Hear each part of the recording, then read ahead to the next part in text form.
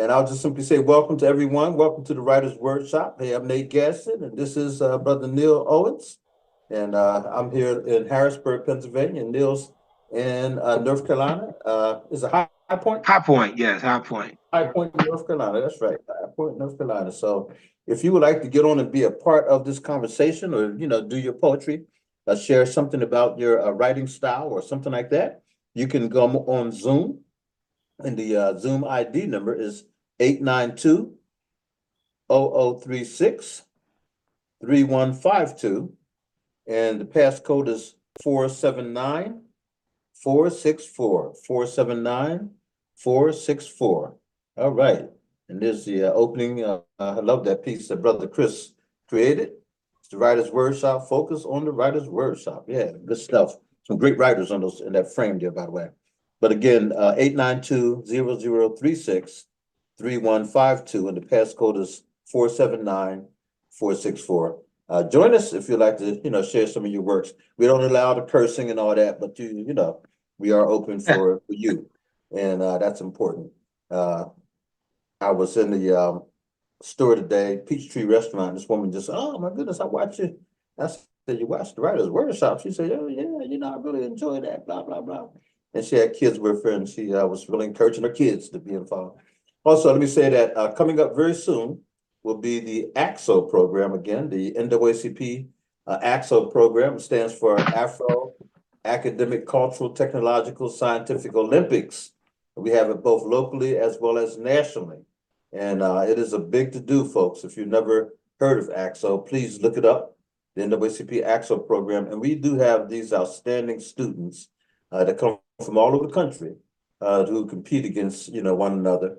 And here in Harrisburg, it's a big to do. We have Brother Kaba Brunson and, his folks. That'd be myself and my wife and Damali Brunson, his daughter, and then all the other people that are associated with it. And it's a great, great, great happening. A lot of good opportunities for young people to, find themselves in terms of the art. Math is 32 different categories, if not 33. And it's really a big thing. So anyhow, April the 13th, I believe, we will have our local competition here in Harrisburg. And already we have some close to 30 young people who have signed up in various categories. And we hope that more young people will sign up. This year, the competition nationally will be held in Las Vegas, Nevada. And we've traveled to all of the different, national competitions. And I got to give our sponsors a lot of credit. Brother, Brunson, Copper Brunson goes out there and he gets these sponsors such as Hershey Foods and I can't name them all. There's so many of them who step up. And so if they have to fly somewhere, we fly. If we have to stay in hotels, we stay in hotels. He's able to raise money to give stipends and all that, and these kids don't have to pay a dime. It is an amazing thing. So in the Writers Workshop, we do the getting of all the judges. And then after the young people are selected, the gold medalists, we actually form an academy and we work them through their presentation for the nationals. They have to do all the work, but we'll give them all the guidance that we can give them. And it's been a big success. I hope this is happening all over the country. Usually there's about 800 young people who converge on the national site. And then at the nationals, they're facing judges who come from the best in the industry. If it's modeling or math or whatever it might be, they get some top-notch persons who will judge them. And the talent is so immense that a lot of the great stars that are out there right now, they smile when they say, I was Jada Pinkett Smith. I can just name all these people, Anthony Anderson. So many people participated in AXO when they were kids, and guess what? They didn't win. And they're like, and we didn't even win. They feel, but look at them now, right? So anyhow, that's what's going on. If you want more information, you can always give me a call, 717-608-2312. I'll be more than happy to work you through it, here locally. And if you're outside of the area, I can tell you how to get in touch with your NAACP chapter. Brother Neil, man, good to see you as always. What's going on? How you doing, Nate? Heard you talking about you put some illustrations to your work. Yeah, yeah. Chris was talking about that, and this particular piece, no, but some other works in the future, I think will be a good idea to put some down. Okay. Yeah, this one is the one I'm um, working on now is really it's a diehard novel, and it definitely hits home, and you know it's definitely a very important piece. I'm glad of what the I listened to the president speak today. Yeah. You know, his with his address about what's going on, and you know it's something, man, that we definitely need to be aware, That's right. because this is serious stuff, man. Yeah. Yeah. And folks up there sleeping, and Mhm. it's it's You know, amazing, man. it's absolutely amazing. This president is doing the best he can do with all the opposition he's getting. You know, anywhere from the border issues to the economy, everything. He always has these folks on the other side who are doing the best they can do to make him look bad. And so they won't vote on things, or they knock things down, whatever. And then they try to blame him. And that it's all about winning back the White House. You know, folks, we're supposed to be all Americans. We're supposed to be in this thing together to make America the best it can be, rather than all this infighting and tearing people. And then I still don't understand how to support somebody who called for an insurrection and tried to get himself, you know, reinstated without getting the popular vote or even the electoral vote. And he was trying to circumvent the process by, you know, calling out people. Folks were rioting. One lady got shot and killed doing that thing, and they said some 7 people died as a result of that insurrection from different, you know, ways that they died in relationship to all that. And how many people have gone to jail? This one guy just got, okay, excellent. I appreciate that, Brother Chris. And Brother Chris is going to bring up a video just to remind us. Don't forget that tomorrow is the anniversary, 3rd anniversary of that terrible day in Washington, D.C. So let's take a look at that now and see what that's all about. Tomorrow marks 3 years since a mob overran the U.S. Capitol, vandalizing the building and sending lawmakers into hiding. President Biden will mark the somber occasion with a speech in Pennsylvania. Meanwhile, former President Donald Trump, who's accused of inciting that riot, is still claiming that the insurrection proves the 2020 election was rigged. Several people from East Tennessee were charged in the January 6th insurrection. The most recent to face charges, Michael Roberts and Bart Gore.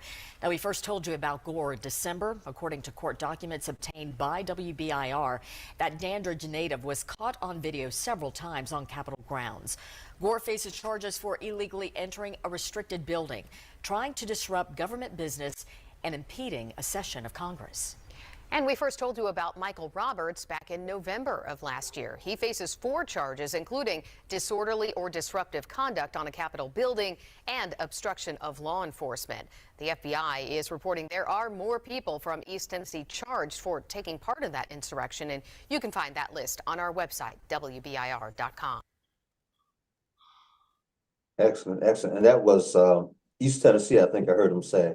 Mm-hmm. There are people here in central Pennsylvania. I'm sure people down there from High Point, you know, North Carolina, who were participating. People from all over the country participating in that mess. Yeah. They They're were. going to jail. Yeah, they were. Mm-hmm. You know, but the ringleader, man, has got to go to jail, though. Oh, no question. The guy who set it all up. That's right. The ringleader, right. man. And you know what's interesting? The Supreme Court today ruled that you know, they will hear his argument. And so what does that tell you? Well, I don't want to be a pessimist, but they're going to hear his argument. I mean, what argument can you possibly have, brother? That's just me. But okay, let's hear his argument. Let's see what they, you know, what they come up with. And in fairness, they have to hear it. But Mhm. yeah, the thing is what they're gonna say to it. I mean, yeah, it's a shut and close case, man. I mean, gosh. But I will tell you that the Supreme Court has rejected a lot of cases that they never hear.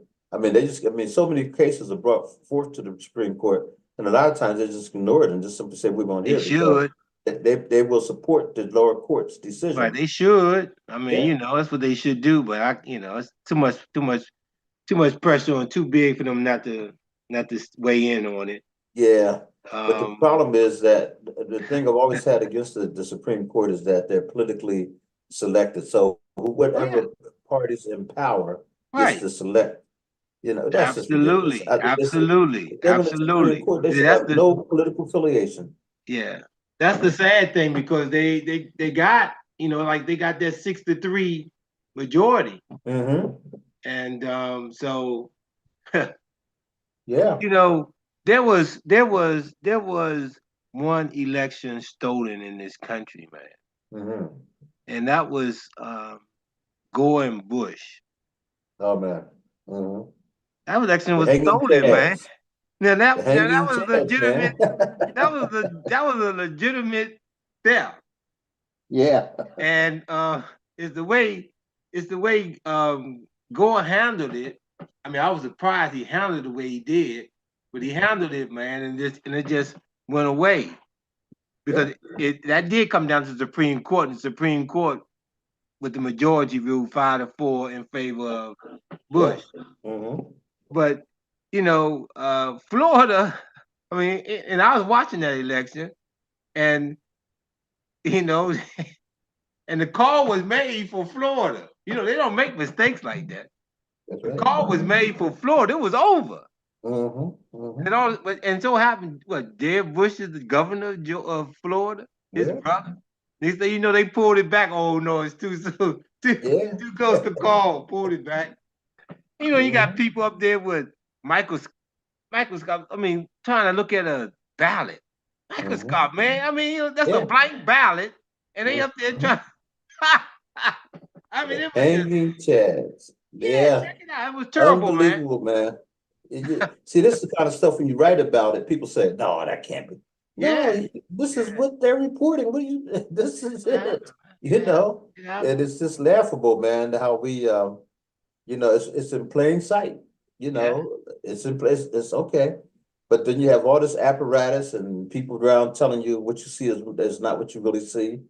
It's like, what? Okay.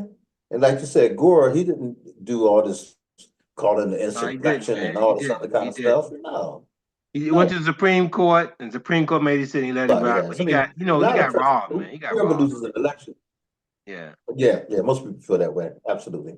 They feel that way, no question about it. So as writers, then we have got to be on top of stuff like this. And some of it is fuel for you know, a good story. So sometimes you can, I will say that a lot of people will mix a little bit of truth in with a lot of fiction, and they come up with something that's dynamic. So anytime Law and Order comes on, I always love the fact they'll say, you know, something to the effect that the characters of the story is fiction and, you know, it's not true, but you know immediately it's based on something out of the headlines, Right. especially one that Law and Order used to come on. It was about Michael Jackson's trial. They had something. What's the guy's name? Billy Porter. He played a school teacher or something like that. Who was accused of, but they had it so closely aligned to Michael's story. They just changed it just a little bit in order to make it fit, you know. Right. And I said, see, that's masterful stuff. They're taking stuff that you realize that, okay, this makes, you know, makes for a good story, but the sad reality is it's also something that's relatively true, you know. So yeah. So there are all kinds of ways. Now you are a good writer, man, and you're doing a lot of good stuff with your works. You know, and let me say this also, that we don't censor anybody in terms of, you know, we hope that people write whatever they want to write in the style they want to write with the language they want to write. It's just that because we're on the air and we're trying to appeal to the wider audience, we don't necessarily want to go into certain, you know, lanes, but we encourage writers to be free enough to write with their own intellectual property and in their mind. It's just that we have to also though filter. I was listening to Cat Williams the other day in that big interview he had with what's his name, the football player, former football player. Did you see that Cat Williams interview? No. Okay, so everybody's circulating this thing around, and my son sent it to me, and he said, "Did you see this?" And no, I hadn't seen it, but it's like 2.5 hours long, which I thought it was like 10 minutes or something like that. I think it's 2.5 hours long, and he just sits down and he just, I mean, rakes over the coals. Everybody he ever worked with, especially these black comedians and stuff, and P. Diddy and this and that. I mean, he really threw out some allegations that are hellacious. And you know, a lot of people saying, well, he's just telling the truth. You know, why are you upset about that? You know, and then other people saying, no, he's, you know, bitter and something happened. But he calls out everybody, and he just throws out stuff that either is true or is not true. And like he said, hey, you know, now they have a chance to come on and defend it. He said some of them were actually on there. And the one thing that they showed was how comedians can steal different materials. And they showed the guy Mark Curry, I think his name was, who was a comedian back with hanging with Mr. Cooper and all that kind of stuff. And he's a really good comedic writer, which I didn't know. That's how he's really made his living. He wrote a lot of stuff. But anyhow, they showed a routine that he did and how 2-3 years later, Steve Harvey has stolen his material and literally sold the same joke, but he just tweaked it just a little bit. And it's about wearing them for Halloween costumes, wearing a box, cardboard box for a costume. And it just shows some different examples like that. And so your boy was calling him out and saying, you know, these guys, you know, this is what they do. They steal material, they just that, you know. So it's kind of interesting, but he came off very hard though. I mean, it's man, I mean, you know, why? It's so yeah, and everybody, he touched everybody. So having said that, Sterling Shannon Sharp. Shannon Sharp. Yeah. They played for the Denver Broncos, I think he played for. Yeah. Yeah. So he has his podcast, and he just brings people on, and so he had on a number of comedians. And Cat Williams was like, "These guys are lying. I want to tell the real truth." And he got on there, and he just went off. I mean, he called people names that just didn't make no sense. But anyhow, so then T.D. Jakes is being hung out to dry now. I mean, everyone's saying he's been running with P. Diddy. He goes to all these parties that P. Diddy's had. And sad reality is they have him on tape at the parties. Now, whether or not they're accusing him of doing, he was up to dancing and doing, you know, stuff. But P. Diddy had always lifted him up as being his spiritual, you know, guide, person really kind of set him straight. And so he's saying, hey, you know, P. Diddy's like a son to me, and I've always, you know, treated him as such. People now trying to say they were lovers and all kinds of stuff, you know. So anyhow, there's a lot of junk out there that people either make up or it's true, who knows, whatever.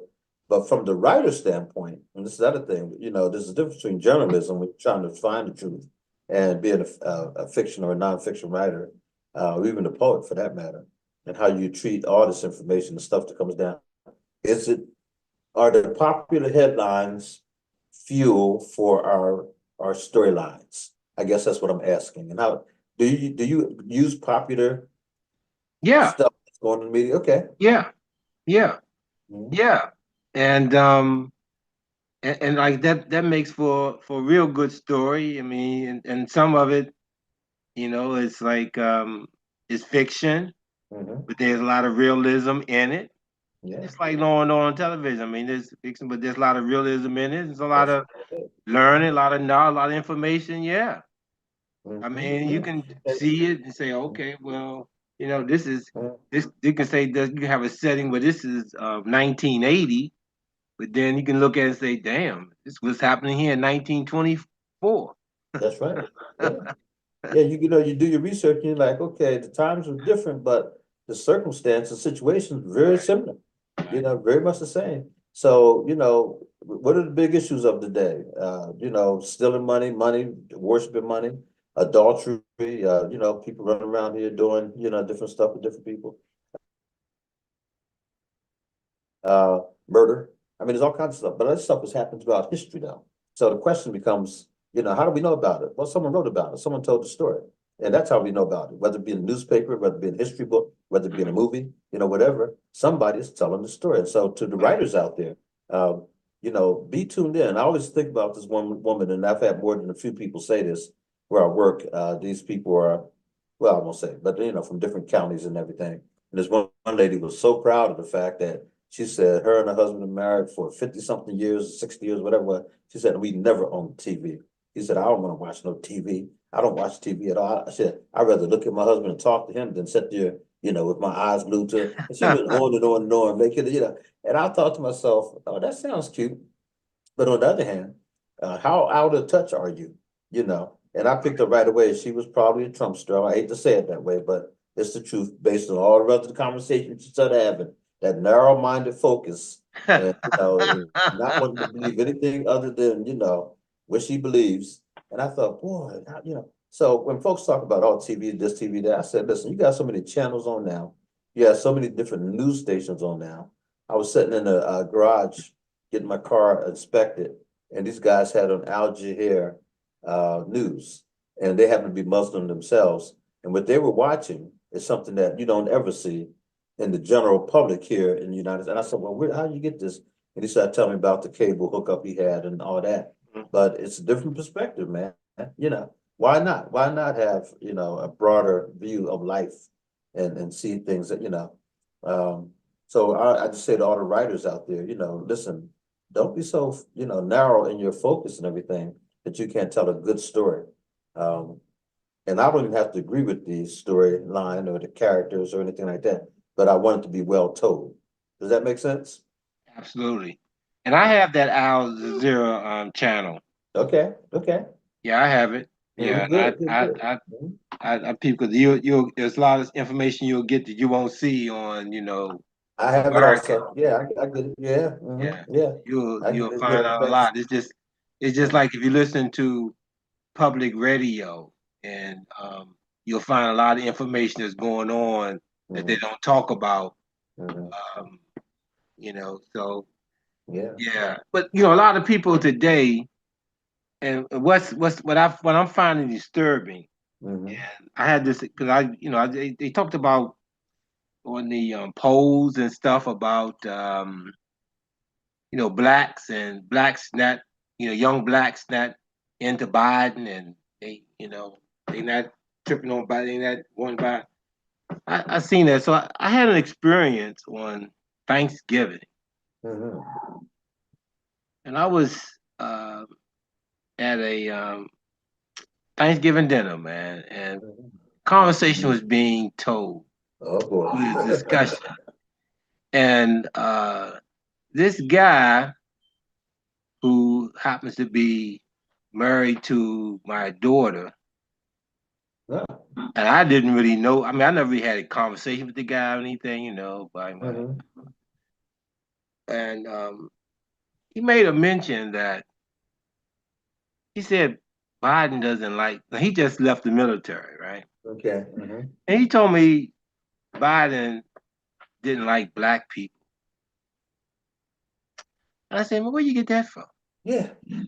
And I said, here you got the vice. I started with the vice. The vice president is black. Oh man, he fought against that. He was saying, no man, she's Indian and all this kind of stuff. Oh. Everything but black. Yeah. And then I said, I said Supreme Court judgment. Yeah, okay, I'll give you that one. I said, you gonna give me that? What you mean? That's a fact. And then I said, listen, you just left the military, and the Secretary of State, the Secretary of Defense is black. Yeah. And you don't even realize that.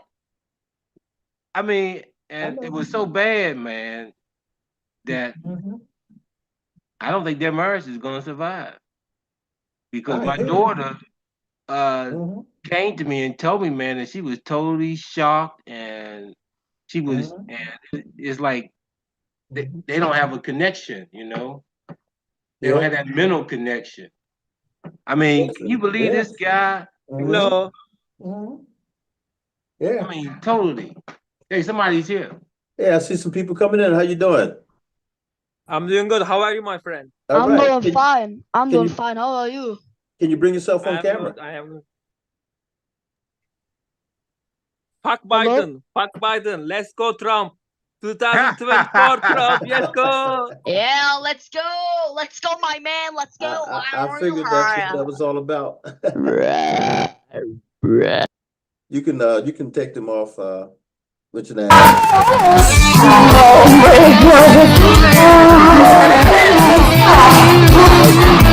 Trump.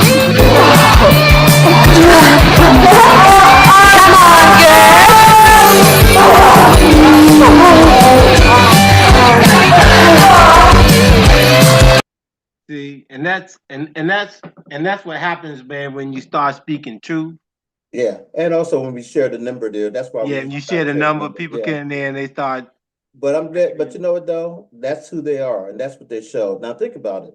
They're representing that guy, but that's what they put on, and they think that somehow that makes them happy, that makes them good. No, that just hurts your cause, brother, sister, whoever you were. It's the same. It's the same that they would be that stupid to do that. Absolutely. But that's what they do. That's what they do. So, we apologize for the people out there who were offended by that nonsense, but they did put up the name of the person that they represent. And they said, F Biden, but, go for Trump. That's who we're fighting against. Right, Those are the yeah. people, those are the morals and the standards of that side That's of right. the conversation. That's And right. they're too ignorant to even see that they hurt the cause when they do that. A lot of people in America see that and they're like, okay, this is why we're not going to vote for people like that. So hey, thank you for being stupid. But anyhow, yeah. So in the conversation, we have to remind ourselves that there's a lot of good stuff out there, man, and we have to use it as writers, like I said, to make sure that we're current. We see things. I always think back to the brother that used to come down, Brown. Michael Brown was his name. He was married to Smith. I think her name was. Oh my goodness, I'm sorry, but she's one of the outstanding poets in our country. I don't say Sheila Smith. I know it's not Sheila Smith, but anyhow, he said one day she wrote a piece, and she was like, "Wait a minute." He was like, "Well, what are you? Why would you do that?" And she wrote it from a skinhead perspective, and she wrote it as if she was a male skinhead. Man, what is it? I'm gonna say okay, but her last name is Smith. But anyhow, he said it was powerful, and she spoke. Her poem was about a skinhead speaking about what he will do and that kind of thing. So she had to put her psyche, her spirit into, I'm a black female, totally opposed to this white skinhead guy, but I need to embody him to be able to write about it. And so he said it shocked him because she had never written a piece like that before, but it became one of her sort of like signature pieces. It was powerful. And then he wrote a piece where he put himself in the position of a woman, I forget what the thing was, but she said, well, why would you? And so he said, well, I wanted to speak with that voice. He said, because you gave me that idea. But anyhow, sometimes that's what we have to do. We have to be able to really understand, even though you're totally against them, but understand the position that, like those people that just came on. I mean, what would motivate someone to do? Well, now we know. We know who they follow. We know what they're about. And it's like, wow, that's sad, it truly is. Now, Brother Chris, can I have you come on for a second? Sure, go right ahead, Dr. Gadsden. Okay, there you go. All right. Hey, how you doing? Hey, oh man, that's my man. How you doing? Good seeing you. Yeah, Brother Chris, can you come on? Go right ahead, Dr. Gadsden. Okay. So should we go out and come back in with a different call numbers? I wouldn't do that as of yet. I'll just keep my eye on it from here. I try to let people in with names I know, but I never know who may be coming that I don't, that I'm not familiar with as far as their name. So Okay. yeah, I wouldn't change it right now Okay. abruptly. So those people that I came would in just are those monitor people more that closely. we just let them in because we didn't know who they were, kind of thing? Is that what that was? Yes, sir, because normally now that you publish the Zoom link, we let everyone come in that knocks on the door, Right. So basically. we're not really sure. Yeah. Okay. Because it's Yeah. hard to distinguish people that are genuine from people that aren't. I Like know. Absolutely. just letting Absolutely. our brother in here, he doesn't have his name on his phone, so it's kind of hard to tell who's I know who. him very well. That's Brother Germany there. Brother Sure, I Gary know Brother Germany. Gary, but there's like 4 or 5 other people that are trying to get in even now that I'm not sure if there are people that are trying to get in because they want to generally get in and share, or if they want to Yeah. get in and disrupt. Do you know the name? Can you see the names on them? Don't let them in if we don't know the names, and I'll tell you whether or not I know. William Afton, Nick, and then there's another name I can't even pronounce. Okay, don't let them in. And who else would it be? Anybody else? That's it so far, sir. Okay, yeah, I would no, I just don't know. carry on. I'll just if there's someone I recognize, I'll shoot you a message. If there's someone that I don't. I appreciate you. Very, very good, very good. And the other thing is when we tape this and then we push it out there, and I'm not so sure we want to do that with this particular one. What do you think? I don't think that was that bad. I mean, we talked about it before, and that was the danger of republishing the link. Yeah. Yeah. We decided to go with it anyway. So, I mean, we could just close it off. I mean, I wouldn't end this meeting per se. I'd carry it on with this meeting. I would just Okay. probably unpublish it moving forward, and then just give it back out by invitation because Yeah, it's inevitable. we can't. It's gonna take That place. sounds good. Okay. So we can't edit that out, can we? No, sir, not without a lot of man hours. No, sir. Okay, yeah. Okay, we're good. All right then. Okay. Brother Gary, how you doing, man? Good, good. Good evening. Praise God. Happy New Year. All right, all Happy of New that, Year. Happy New Year. absolutely. Amen, Hey, brothers listen, and sisters. Anybody on the line? We're still here. Thank God. Amen. thank God, Amen. thank God. Brother Gary, this is Brother Neil Owens. Brother Neil's down in High Point, North Carolina. Where are you stationed, Gary? I'm in Pittsburgh. Oh, you're in Pittsburgh. Okay, great, Yes. good, good, good. All right. And I see you rocking the beard, man. I've never remember seeing you with the beard. That's how I feel right now. That's all right, brother. Gary, by the way, Neil, Gary is a very good, singer as well as a minister, as well as he records music, and he did two CDs for me, right, Gary? Yeah, was it two? Yeah. We did Oh, we yeah, did yeah. one, but it was a collection. I did one. That's right. Did one Yeah. for me. Yeah. Good, good, good. But anyhow, yeah, man, good stuff, good stuff. And so anyhow, I'm glad to see you on tonight. Brother Neil was just talking about he's a novelist, and he was telling us, a little bit about how he uses, stuff that's in real life, to interfuse it with, the fiction that he's working on. And so, yeah. Let me ask you very quickly, what are you working on, Brother Gary? Is there anything that you're specifically working on right now? Yes, well, still I'm, seeking speaking engagements for the book that I wrote, Domestic Violence, the Fight of Your Life. Mm-hmm. And so I've updated. I released a song back in October. It's Okay. called "You Need to Stop Ah, Domestic Violence." So, okay. excited about that, but just wanting to continue to share a word of hope to everyone. You know what Fantastic. I'm saying? Yeah, well, listen, we're going to get right to you. I want to stay with Brother Neil here for a minute, and then I'd like you to talk about your book. And that's a huge topic, domestic violence. That's something that is all around the country. Folks need to be picking up your book because that's out of control. It has been for a long time. So we need to talk about that. Neil, do you want to introduce your book to the folks who may not be familiar with your works? I don't know which one you want to talk about and all that. And then we're going to have Brother Gary talk about his book as well. Well, I would say I would just talk about the first one, which is I'm very Mirrors of Life, because it was my debut novel, and the fact that that piece won 3 literary awards, and one of them was very, very prominent award, and so I was really, really happy about that, because that was a lot of work and a lot of negativity, a lot of doubters, and a lot of everything. And I was able to prevail over all of that to get that book done. And it is definitely a classic piece. It's definitely something that Black people definitely need to read, Okay. because it's God centered, Mhm. as with most of my works, and it's also very, very filled with a lot of knowledge, a lot of information, Good, good, a good. lot of emotion. So Mhm. it's all about that. So it's Yeah. called Mirrors Your of books Life. are Mirrors of Life. Yeah. And your books are available all throughout, right? How can people Yeah, pick it up? Mhm. yeah, they can pick them up wherever books are sold. You can go in a bookstore and get it. Yeah, wherever books are sold, you can just pick it up. Okay. Mirrors of Life. If it's not in stock at a bookstore, they'll order it. They'll get it. Just mention Books Mirrors of Life by Neil Owens, and they can order it in. Fantastic.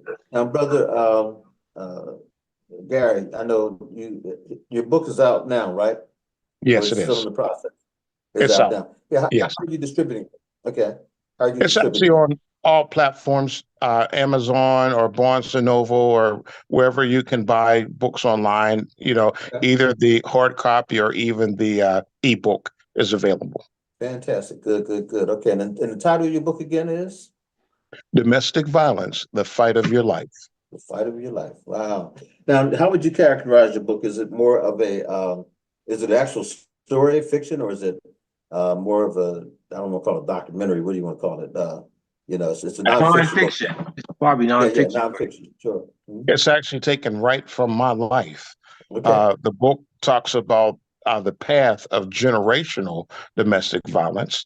What that looks like in our families. For instance, mine, it was witnessed through my grandparents, meaning my mother, sharing her story, what happened to her, and then me watching it take place within my family, meaning my parents. One of the very first times that I had noticed anything was my parents were arguing, and I must have been around 9 or 8. And they probably thought that no child was there or could hear anything. But to me, I didn't witness at the time physical violence. What I became trauma to me because they were arguing, and I went and I grabbed a knife to so-called protect my mother. Yeah. So that is the first incident that I remember. And then years later, I saw the physical violence take place. And so here I'm saying, well, this is something I would never do. Okay. Okay. That was my stance, and I was really, really starch on that. But lo and behold, I found out later on as a married man, and for me to be a loving person, caring person, a Christian leader, singer, songwriter, but yet I had episodes of domestic violence. And so here, that one thing that I said I would never do, I found myself in that situation. And there had to be some accountability because at first, most people, and I was one of the ones that fell in that category, that was in denial. Oh no, I don't have a problem. But I just remember the very first event it was a Friday evening. It was a cool evening. And I had arrived home before she did. And she came home and she was in such a great mood. And I remember her sharing her day with me. But then she said the unthinkable thing. She had said that she had given a coworker some money. And, I just was silent. And inside of me was a violent volcano, per se, waiting, ready to erupt. And so right after that, the next thing we knew was I hit her. And I remember the look on her face, and then also how I felt, because now if I was ever her knight in shining armor, per se, okay, I was not. It was revealed that there was a crack in my armor now. And now I had to deal with it. But what it came down to really was issues of insecurity, because in my eyesight, I saw this guy to be all the things that I wasn't, And so when placed in that situation, and it was truly displaced anger, and then let me take it a step further. I was actually upset and mad with myself. There you go. Because we were in a place now financially, things were a struggle and it was difficult. Yeah. You ever hear this saying, you may have heard this, two women talking and they say, child, look at him. He mad at the world and he taking it out on her. Well, unfortunately, that is what I did, and when you're able to look at yourself, and then now I had to really look at myself, and I had to understand what was going on, because literally it was just like a movie, because I did the damage, I hit her. And then of course my clothes are being thrown out the window. You know what I'm saying? And it was just like, what happened? What's going on? And of course you say that you're sorry, and you just, and it's like, okay, all right. So then again, now the accountability part. How did I get here? Yeah, let me jump in here real quick. So one of the things in history, and we talked about this being nonfiction, but also this is very autobiographical. I mean, you're telling your story, right? Yes, I am. Yes, and I so, am. And it takes courage to be able to tell your story, and to be so, revealing, if you will, open and reflective on all. I always go back to Tavis Smalley, who did a book on all of his mistakes. And I remember thinking, okay, I'm reading, but he really got down on some stuff that he didn't have to tell, but he had to tell it because he had to purge. And it sounds like that's what you're doing too. You're letting it go, you know. But also, what else do you hope that the book will do? You're telling your story, but why are you telling your story? Because, for instance, if someone is fortunate, maybe their parents might talk to them as far as financial matters, what to do to get your financial situation in check. But rarely does someone talk to us regarding our emotions and how we feel. So really, the book is an indicator, and it starts to help noticing that, okay, I want to be trained. I want to be aware of all the signs, number one, signals that my body sends me to let me know that something's wrong. You know, when we used to say danger, danger, you know what I'm saying? Well, okay. I can't ignore the fact that some people they get tense, some people start pacing, some people's stomach hurts. Okay, all of these are warning signs that, okay, let's put something in check. Can I You say know, to you, my brother, I would love to work with you on doing a workshop on this very topic. This is something that's near and dear to my heart. And the reason why is because I worked in I still use it. I use a lot of what's called the anger ladder. And I yes. work with groups and, you know, I'll just say it this way without revealing too much. Just yesterday, working with a group of young men, all of them around 17, 18 years of age, all of them with ankle monitors on, facing Okay. gates, you know, all of them in the system. Let's just put it that way. And the one young man, as we were doing this little workshop stuff, he was really kind of, you know, into it. And he, you know, I said to myself, okay. And I remember thinking, not only was he participating, which some of the guys are like laid back, they too cool to participate, but he was participating and he was on point, you know, and I thought, okay. And he was no shrinking violet kind of guy. This is a tough looking guy, tough acting guy. But he was really kind of into it. And I thought, okay, this brother's going through something. And I'm glad he's participating. Other guys begin to participate because of his participation. Yes. So at one point I asked this question, and him and another guy who was sitting just, you know, like not far from him, maybe, you know, 2-3 feet away from him, they both answered the question at the same time in the same way. And so the guy who was sitting a couple feet away from him said, "Oh, you stole my answer." And he was just saying that, you know, it wasn't like, it was just like something to say, you know, "Oh man, you stole my answer," kind of thing. This brother went off. I mean, he went from I'm, you know, answering all the questions, I'm participating, to now I'm going to beat the F this F. I mean, he went ballistic. Now, keep in mind, these guys have, you know, serious probation officers. They come in there loaded down with the guns and this and that. All they have 2 guys who work with them at all times. Neither one of these are shrinking violent kind of guys. These are guys that, you know, they know what to do. And so for him to go off like that and to absolutely lose it, you know, to get up to try to attack the guy and, you know, man, I'll knock you out, I'll this and that. And the other guy, pretty much the same size as he is, you know, but they ushered him out the room real quick and, you know, for safety reasons and for, we just don't want this thing to escalate. So, but I remember thinking to myself, and then the way we ended up, it ended up in a pretty good space, how this guy could go from A to Z. I mean, Yes. wow, you know, in Yeah. such a short. So when you mentioned about the triggers, knowing the things that trigger me, that's serious work, man. And I'm thinking about this young man being 18 now. I'm thinking about it. One day he's going to be in a relationship. Maybe he is already with some young lady. Oh, yeah. And, you know, and that kind of anger, that kind of stuff he displayed, man, came out of nowhere. I mean, it's like, Oh, yeah. but yeah, so this is important work for us to do because, you know, we had a lady that was up in New York, can't call her name right now, but she did a lot of work with fathers, fatherhood work. And she said, what motivated me was I looked at my little daughter one day and said, what kind of man do I want her to be involved with? And, you know, so she did a whole thing on absent fathers, domestic violence and all that. And we brought her here in Harrisburg for about three years running.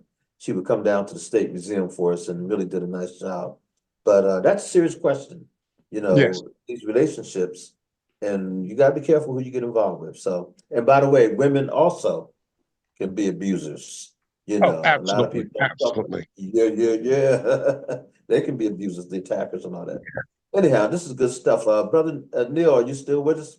Good brother? Okay. Yeah. Because I would love to see, like I said, I love to do a workshop, but also I'd love to see you guys maybe even talk about, because Neil is really good at taking stuff and incorporating it into a storyline. You know what I mean? And yours is very much autobiographical and very real. And then I could see a book, well, both of you could easily do that, coming out of this whole notion of how that happens. And what are the triggers? What are the end results? How many people have died over stuff like this? And, you know, didn't cook the spaghetti right. You know what I mean? And all of a sudden that monster comes out, boom, you know. Yeah. This is the thing we use also, and I'll go with this, is the circle of violence.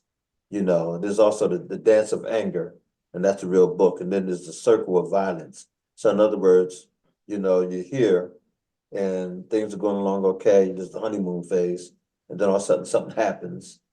Then there's the confrontation, you know, and then there's the beating, and then there's the apology, and then the honeymoon phase again. So it kind of goes round, and you know it's going to happen again. And so at one point, there was a group of women who were interviewed about why they stayed, and they said that even though we knew it was going to happen again, sometimes we would push it so we can at least get it over with. In other words, I can see he's angry now, and I can see he's escalating. He's not going to retreat. So I'm just going to, you know, and that kind of thing. And then boom, go back to Ray. I think it was Ray Lewis. No, it wasn't Ray Lewis. That's a football player. What's the guy's name? Something Ray. He played for the Baltimore Ravens. He punched his wife in the elevator, knocked her out, and then drug her out of the elevator. Yeah, that was the running back. Yep. Yeah, Something running Ray. back. I Yeah. forgot his name. Yeah. Yeah. Well, he's doing, you know, they're still married now, 18 years later, and he's now the pillar of his community, doing all kinds of stuff. Then he's not in football. He's had to, you know, pull back for that. But I believe he's coaching, like high school, something like that. But they just did a big expose on him, and honoring him, basically saying, you know, they did bring up all of his past, you know, aggressions and all that stuff. But they were saying how he just turned his life around completely. And the two of them, like I said, are married 18 years later and seemingly happily so, you know, and everything. But he had to deal with the fact that my brother is mentioning tonight, that he had a lot of triggers and everything. And she had to deal with the fact that she walked across, remember she went across the elevator and confronted him? And it's like, you could tell they'd been down this road before, because she's like, oh, I'm just gonna, and then he punches her and come on, it's crazy. So anyhow, how is your book doing, by the way? Let me ask that, Gary, Brother Gary. Just a matter of getting in front of people and let them know about the message, you know. So it's more a matter of marketing and Yeah, that's right. advertising, getting it out in front of people. That's right. Yeah. So, yeah, are you real good with the internet stuff, with, you know, the Facebooks of the world, Instagram, and all that kind of stuff? That is something that I have to do because So here's the you know, thing. Okay, the reason why I bring that up real quick, not to cut you off, is one of our events coordinator, who's doing a fantastic job for the Writers Workshop and Life Esteem, is Nicole Wilkerson, and she's getting ready to do a series of workshops. Okay. One is on January the 27th here in Harrisburg, but also she can do it by Zoom and stuff as well, but she's willing to do. But she's really, really good at helping us to understand how to monetize, you know, Facebook and things like that, and how to market your stuff using these internets, because a lot of people making men off of the stuff. We just don't know how to do it. But Yes. she's doing a workshop every month, like I think, yeah, once a month. And I know she has at least 3 set up now, January, February, and March. And she'll be doing it in conjunction with the Writers Workshop. We're doing it out at 900 South Arlington Avenue. So I'm one of her students. I'll be going through as well. I won't be in January because we already booked up with another program, my wife and I, that we're doing. But that's something I'll turn you on to her, because you know, any of us to put out these books, and so we need to know how to really use that apparatus that's sitting right in front of us, you know, to really push those books out there and get a bigger audience for it. Okay. Yeah. But also, have you thought about doing seminars? Have you done any yet? Not a large seminar, but I'm studying. This year, I've been in front of 9 different audiences. Oh, So fantastic. I'm thankful for that, you know, and I've done at least 3 different, one actually a podcast, which was called Yents Are Good, here out of Pittsburgh. Okay. So did that one, and then I have another one. I'm waiting for that one to be released. So the goal would be to do at least 30 this year. That's excellent. That's excellent. So, meaning I in person. And I heard you say, and that's good. That's a great goal. And I heard you say that not a large one, but that's what you want to get. You want to start getting, a little bit larger, Yes. groups and get people to buy into it. So the schools, and such as the colleges and universities, even high schools, there's a lot of violence, of date violence between high school students. We just saw a video of a young man. It's a true story, who ended up killing. They started dating in the 9th grade. And they start seeing this young girl being more and more isolated and abused by this guy. And eventually, when she was able to break away from him, he took his time. But by the time they were in the 12th grade, he plotted her murder and he killed her, because she was seeing somebody else, which she really wasn't. But that's what he thought. And so he took all that time to, think it through, and then he eventually murdered her. And it was just a tragedy. It's like, but that's what that mindset can do for you, So, yeah. Neil, what are you thinking, man? I'm thinking about what the brother was talking about with this domestic violence, and a lot of that is definitely need to be shared, because that's something real. And I like the fact he talked about generational, and that's a deep piece, generational. Yes, it is. Yes. Yeah, that generational, generational sexual abuse, man. I mean, what's the incest? And yeah, that too. That too. We were up in New York City at the Harlem Book Fair years ago, and this guy who was well known in New York and was on, I think maybe the New York City Council or something, but anyway, a very high profile guy. And he said, "I want to say this. I decided to wait and use this platform." He said, "My dirty little secret," because he had the book coming out, is that his mother has sexually abused him for a number of years when he was a young man. He said, "No one ever talks about this." He said, "How do you talk about something like this?" He said, "And for me to finally deal with the craziness of my life and all the stuff that, the bottled up stuff and how it affected relationships he had in his own life." He said, "My mother, raped me." He said, "Now how do you tell the world that?" And then he went off into this thing. I never forget, I remember thinking, boy, it takes guts, to sit here in this forum, which was a huge forum. It's being covered by, was it C-SPAN, and you had all these major authors up there, well-known celebrities and all that, and you come out with something like that, But he was writing a book, and he said it has to be told. And sometimes, it takes that one spark, that one person that can tell the story, and that can get the discussion going, and that can free people up, And Gary, that's what I hope and pray for your book, that you are able to free up folks, especially men. I'm glad that the man is stepping forward and saying, "I want to tell the story. You don't have to tell my story. I'll tell it," and everything. Yeah. So That's what I was most grateful for, because even though we were saying, and of course, women can be abusers, but the book was written as far as accountability for men, because we can do better, but we have to be able to get this education and become aware so that we can learn how to respond correctly opposed to reacting. And one I thing think I would that, hope that you would, Gary, again, I don't want to cut you off, but please contact the Departments of Correction, not just in your area, but around the country, because they know how a lot of these men have been, as brother, Owens talked about when you mentioned the generational stuff. That's real, man. I mean, these guys grew up seeing that kind of stuff, and like you said, you grew up seeing it and saying, "I'll never be that," but there you were, right? So a lot of men are in that situation where they become that which they've been exposed to. Right. And these women don't know what that, and Lou Rawls, man, look at the story of Lou Rawls. Oh my God.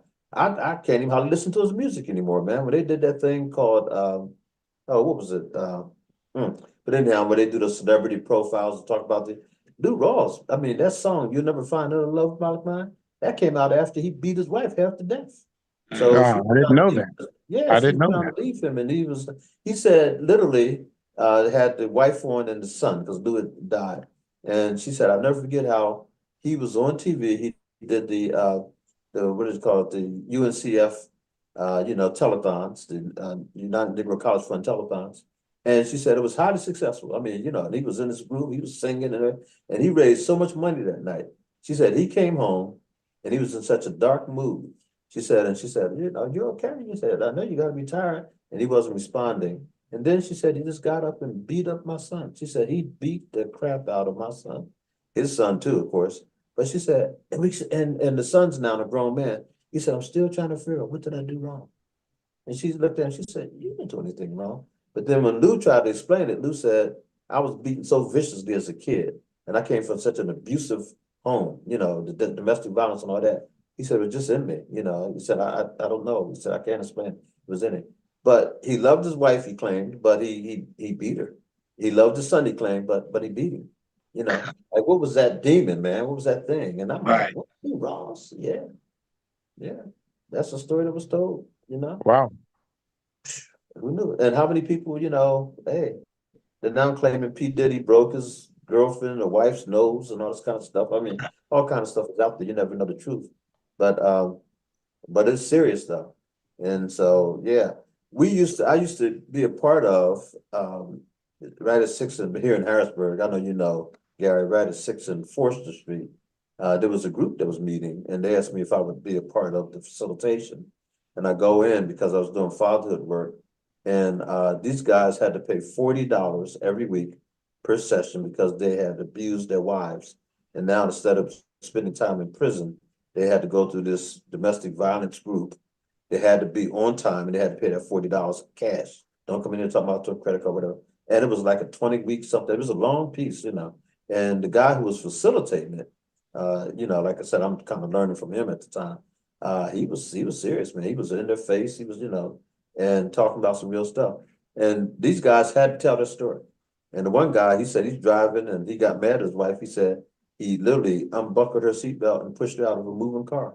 He said, and we were moving, you know, but he said, I mean, had she gone up under the wheel, she just went up under the wheel. And that's the way I felt at the time. It's like, wow, where'd that come from? And then he had to explain, you know, they couldn't explain it. Just that violence, you know. Yeah, sheesh. And I always go back, of course, we know the big one, Chris Brown, when he beat up Rihanna, they're on the way to the doggone Oscars. You know, come on, you're going to perform at the Oscars, man, you know? And all of a sudden she says something or she hit him or something like that and he just beats the crap out of her. And everybody's like, where'd that come from? But his stepfather kept saying, but it always was in him. He said, I kept trying to tell his mother, that boy has, you know, he got to be careful. It's in him, you know? He said, so it just kind of came out and now the whole world knows, you know? Wow. Yeah. So again, I hope that, man, you come to Harrisburg one day, maybe you can pull something off. I wouldn't mind coming to Pittsburgh either, you know, and actually do a book thing around, you know, some stories. Yeah. No, let's make this happen. I'm for it. I'm for it too. And by the way, departments of corrections, you know, schools, colleges, universities, social workers. There's a lot of groups out there that you could be connecting with. And some of them will literally just buy your book. You know what I mean? There are churches, for example, I know, well, I'm going to mention, but the one pastor, he just bought a book, and this guy got like 1,000 members, but he bought up all these books from this one author. He said he's been following that author for years, and he just felt it was important that they, and so he bought thousands of copies, and he was just giving it to everybody, you know. And I was like, wow, that's a commitment there, bro. But he has a large church that can do that. But yeah, you never know. Yeah. I will mention Floyd Stokes, who I know has used that technique for years. He is a children's author. You know Floyd, right? Oh, yeah. So he's been very successful by getting Highmark, Blue Shield, different agencies would buy like 10,000 copies of his book, and then he would give them out to, you know, various people. He's done that for years. He's been very successful with that, you know. Yeah. So anyhow, gentlemen, okay, this is good, man. I'm glad you came on. You know, listen. This is a brotherhood tonight. This is three black men sitting around rapping. And I do want to apologize once again to the folks of that whole nonsense, those people that came on, the Trump supporters. Let's just call them what they were. They you know, said all the stuff against Biden and they said, go Trump kind of thing. But look at what they brought onto the screen. No dignity, no pride, you know, just you know, that's what we're talking about. That's what we're against. So folks, if you're thinking about not voting, you know, think again. If you really have any semblance of sense about wanting to keep this country, help this country, become a country of dignity, pride, respect, you know, and not that nonsense that we just saw.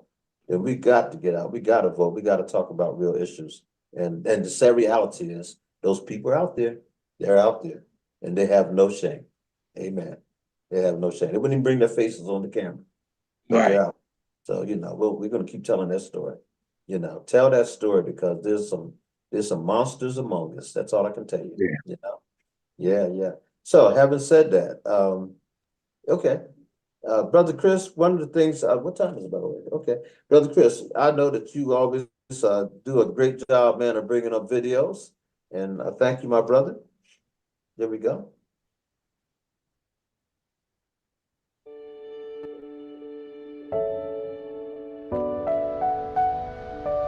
New year, new me is what COVID has been saying since 2019. You, on the other hand, run back to that broken relationship every February 14th, faster than you've lasted on the treadmill. You see, say, breakfast don't become your only meal. New year, new me. Like politicians 1 year before a new regime. It's the promises left on paper for me. Manifestos that never manifested for me. New year, new me. It's another year ready to hit what you for me. A new year could be a different year, but shouldn't define you for you. 4 years ago, you've been the same 4 years after. Kemi, even the president no do pass you.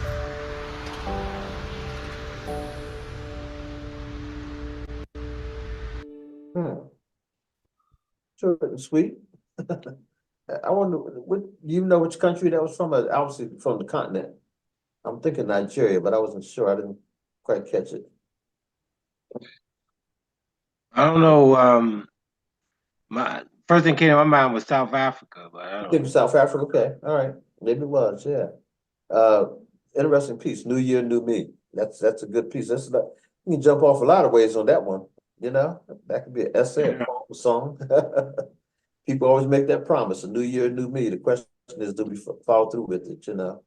Yeah. Brother Chris, did you have another one that you can show as well? I don't know if you're ready to pull one up.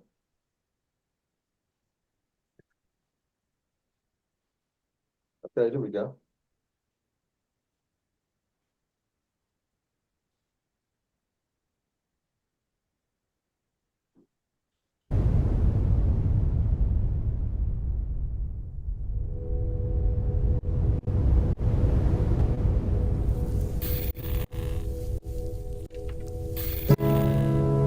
I'd like to tell you a story about a woman who had the rarest condition, one so critical that even one idle day would cause her body to malfunction. So out of sheer determination to live, she ran. At dawn, she would whisper encouragement to herself. She would serenade strength to her bones to keep moving. But one day, she stumbled violently, but she didn't lay there. A whisper climbing its way out of the rubble of defeat strengthened her body. A melody from within encouraged her arms to swing and sway past the pain as she limped and took a step and then another, hobbling forward with a face soaked in tenacity until it became clear that a fall was just one step away from a rise. I'll let you in on a secret. This is a part of our story, and she is the church of the living God, the body of Christ. We have one of the rarest conditions. It's a heart brimming with the charge to love beyond our means. We have been chosen not to be stagnant, but to run a race not given to the swift. So we run with undying resilience and endure because our source never runs out. Every part of this body reflects a people, and this part is named Haiti. A devastating earthquake has left it battered and bruised, tens of thousands of homes destroyed and countless families displaced. This is our wound.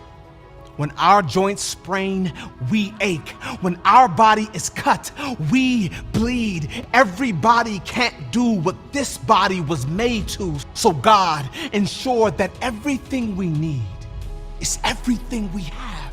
If his spirit is whispering encouragement to us, his wind is serenading strength to these bones, then who and what are we waiting for? Our children are sitting on the shoulders of this courage. Their youthful eyes are matches lit by this hope. Nations have been rebuilt by the bare-handed faith of these prayers. Haiti will not be an exception. We are his body. Please believe there's a reason why some of the strongest joints are at our knees, but our knees enable praying and standing. The ground may have quaked, but we are not shaken. Let us take this step as one and stride forward with our spines laced with the resilience of the martyrs of old, who would lay down their lives before they put out their light. And the spirit that raised our Savior from the dead has made his home in us. This is our fight. Let us rise together. Levons ensemble. Let's rise together so our unity may be living proof that indeed the church is marching on. Yeah. Good stuff. Anybody want to make comments on that piece? That was really interesting as we were watching it, and I was trying to follow, exactly where it was going, and I was even listening to the way that it was being articulated, and the rise in his voice explaining certain things. So it was really interesting. Yeah. Yeah. Yeah, they used the woman and then say she represented the church, her rise and her fall and rise, that kind of thing. Yeah. The church, we got to experience it all, man. But anyhow, okay. So you think are you working on another project I know you just finished this book, and the book's been out for a better part of a year now. Is that right, Gary? Yes, it's been a year now. Yes, it has been a year. And Brother Neil, you're working on a couple different projects from what I understand. And but your first book was been out now for how long? The one that won the awards and everything. Oh yeah, that was out. Came out in 2019. Okay. And yeah, that's still relatively new. Yeah, that's a good about 4 years. Yeah. Okay. came out 2019. September 2019. All right. So and one of the things that we always talk about is not just writing the book, but promoting the book and then and getting that distribution. So have you guys thought about getting with some of these major distributors? Because there are a number of book distributors that are out there. And have you even looked into how would I get my book distributed throughout the country? I know we do them on Amazon and all that, but then do you think it'd be worth your while to try to work with a major distributor? I mean, when you say major distributor, are you talking about a traditional publishing house or? Well, no, there's actually some. Or just as a book distributor, yeah. Well, anything. I mean, the biggest thing is when you're an independent author is, like marketing, and that's just the money that you got to put in to make it happen. Yeah. I mean, so there's an investment factor. You got you got 30 grand that you can invest, then you're gonna have a sure enough bestseller. And it's a good investment. 30,000 will cover a lot of the promotional pieces that you have to do. Because but say you gotta get the book into the hands of in front of people, and there are so many books being released. I mean, there's basically where it is now. You're looking at probably about it's like at least 100,000 books coming out every month, man. A lot of books. Yeah. So that's a lot of books that's out there, and a lot of the better books, they fall at the bottom of the tall grass. Yeah. They're gems, but they're at the bottom of the tall grass, and a lot of people don't even look there. Most people just look at what's out there in front of them, and they not necessarily got to be good books. They got promotion, they promoted, they visible, they're out in front of them, people buy them. So it's just a matter of getting that exposure. So that's the hard part. Yeah. Well, the one thing I did read recently, and it's nothing new to any of us here, I'm sure, that is, they say, as an author, you have to try to get in front, as Brother Gary was saying, front of a number of audiences, because the more you get in front of an audience, the more people are going to buy your book. Right. In fact, if they really like what you've shared in terms of reading, and read it with power and all that stuff, and sell the concept, people not having even read the book will buy the book. They're like, oh, this intrigues me.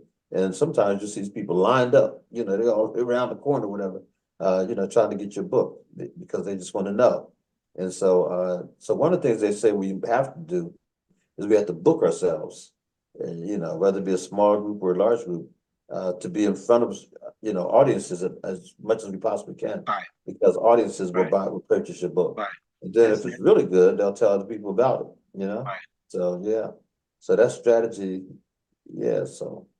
Yeah, that's said like that Devo was saying, get into many groups as much groups, podcasts, all the different things that's out there. Try to get into as much as you can, and just like you said, it'll peak and pick up and boom, and one day, boom, there it is.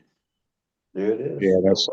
Yeah, that's a wonderful concept, because in addition to like getting in front of people, just like you were saying, having the investment to invest in yourself and get the marketing campaign and using the technologies that you talked about, Twitter, and you talked about Facebook. Now, these are things that I've heard about, but yet now, if not, I have to do it. I have to be in touch with someone that can do it to get it done, just so that the message gets out, because if people are aware of it, then you have an opportunity to get the message in front of more people.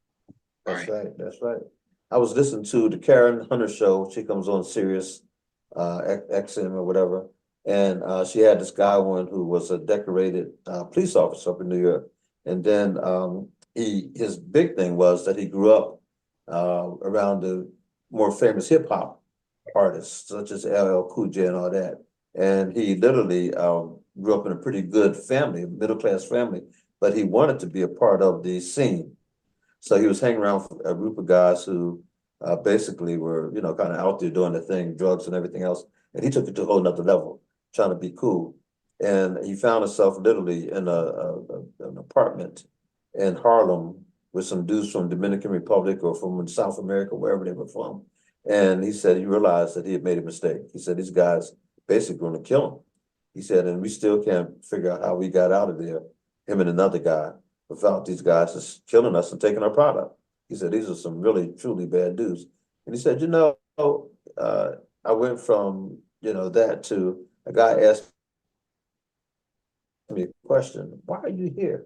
Because obviously you don't have to be here. You're smart, you're educated. What are you doing out here in these streets, man? He said, but he's just so identifiable. But anyway, make a long story short, he goes on to commit a crime, gets busted, and the judge gave him an opportunity to either go to jail or go to the army. And he ends up going to the army. He said the military straightened him out and got his head right. And he comes back and he becomes a police officer. So fascinating story, whatever. And then I'm listening to all this, read about it, and then I listened to it on Karen Hunter show. We go down to a conference in DC, and I think it was an ACP or something like that. But anyhow, there he was. And I didn't know it was him until all of a sudden, he stands behind his counter. He and I were talking, just basically like he's an author, whatever. And look up and I'm like, oh, wait a minute. I saw your book being advertised. And I read it. And it was fascinating. It was an interesting story. However, it just dawned on me, though, that this was an amateur writer. I mean, it wasn't like he was some polished guy, whatever kind of thing. And so I remember thinking to myself, the book itself, I thought needed some work in terms of some editing, whatever. But the story was fascinating. And well, he does a great job of telling the story. But I remember also listening to a podcast that said, we got to be careful that when we put our stuff out there, remember it's out there. And I've had a couple of projects that I've put out and I thought, I could have done this, could have done that, but, a little bit better. But I always thought that this guy's book should have been a runaway bestseller because it had a powerful story and the message he was trying to put out there. But after seeing the product, I remember thinking, oh, I don't know if that's going to hurt him or not. But I remember I bought it based on all of the publicity of it, and then meeting him, this kind of sold me on it. I'm like, oh, I got to get this, So I did. He autographed it for me and everything else. I hope he did very well with it because it's a story that needs to be told. And a lot of guys, I think, like those young men I'm working with now, that I get an opportunity to volunteer and see, they should read a book like that because they're heading down the same road he was on and he just got fortunate enough to move on. But yeah, man, we got to get ourselves out there. We got to make sure that, the product's good, but then also get ourselves out there because people will buy your book, especially if you have a fascinating story to tell. And Neil's a fiction writer, but guess what? I mean, I always see a movie every time the brother reads, like on the writer's words. I see in my head, Dr. Dan. Okay, okay, great. I'm glad Dr. Dan is in the house. Dan, you here? Yes, I'm sure. Yeah, I'm All here. right, How good. about How's it going? Very good, very good. I'm glad you came on, man.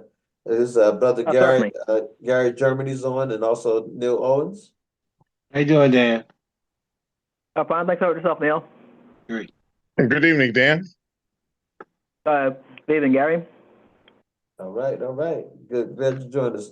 Brother Dan never shows; he just comes on so we hear his voice. But we're going to get him to read in just a minute here.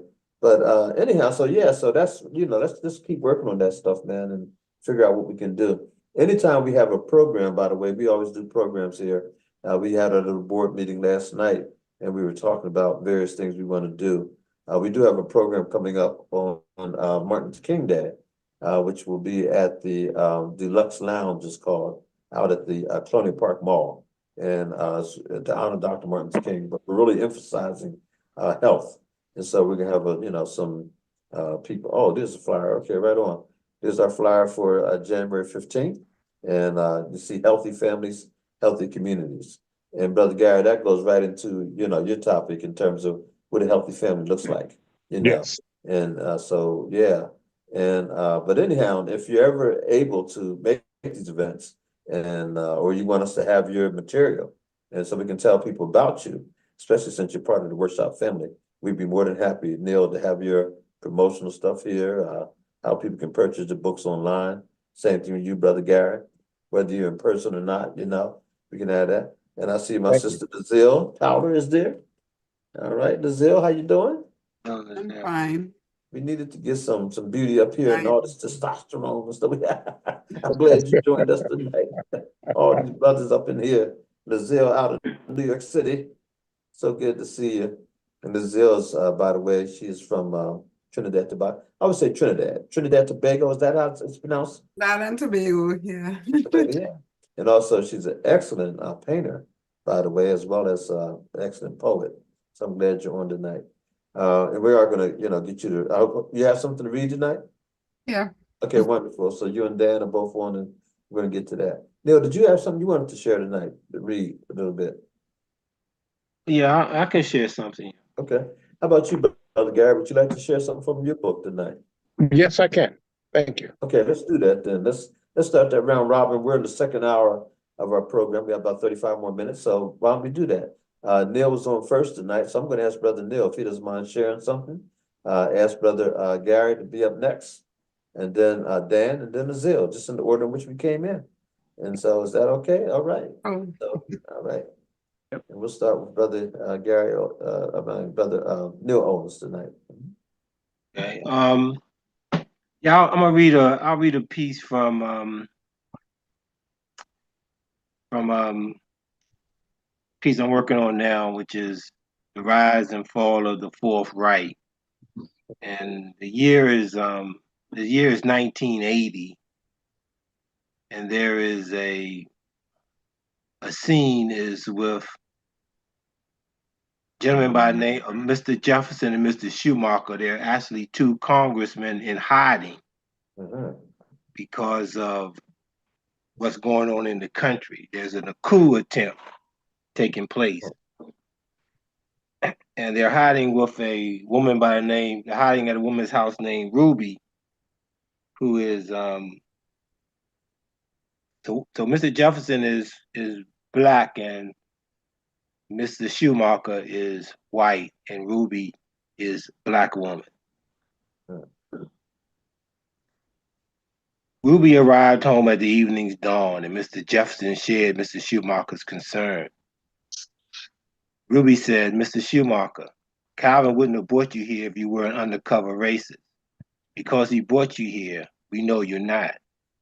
We knew this day was coming, and now that it's here, we are prepared.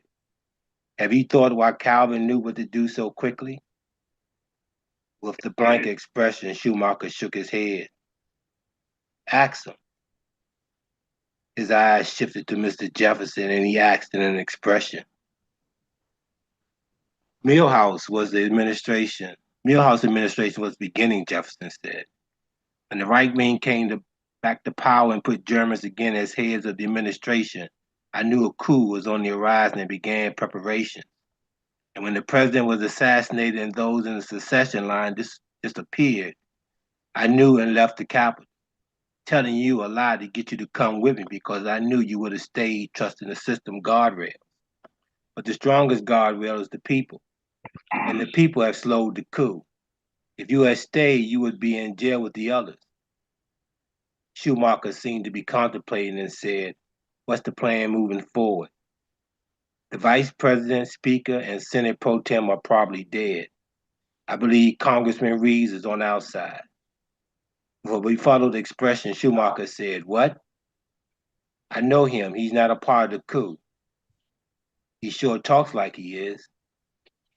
That's because he's smart enough to work from the inside. We need people inside the coup to stop the coup. What makes you so confident about him? He's not black. We both know Harvey. He doesn't want to live under an authoritarian government.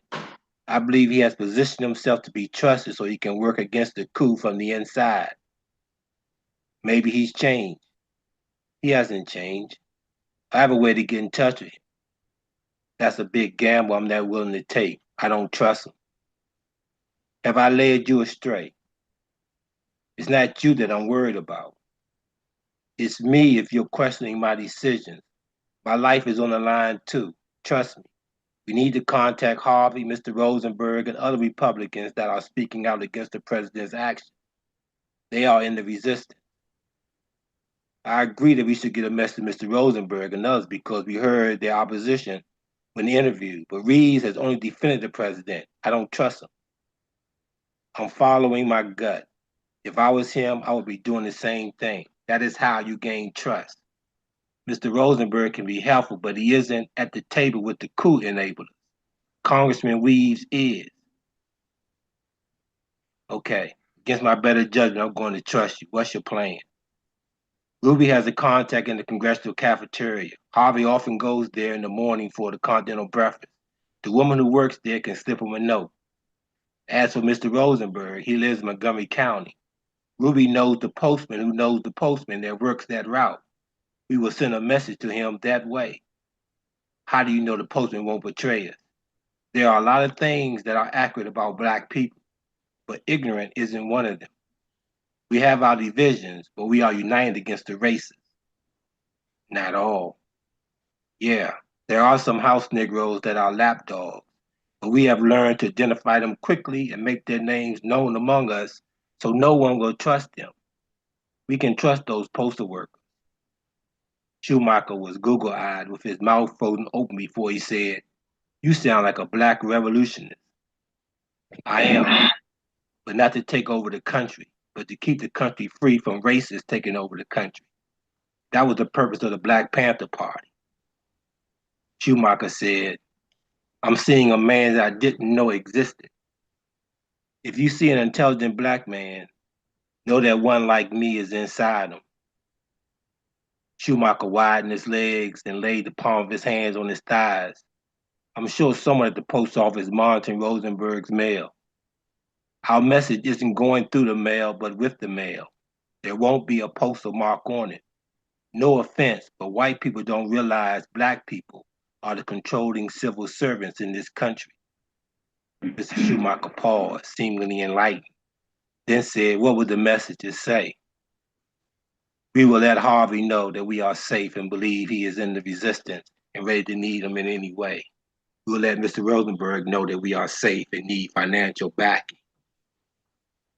You're going to ask him for money? Yes, the resistance needs money. It takes money to feed and clothe us, others in hiding, and to work the underground. I stopped there.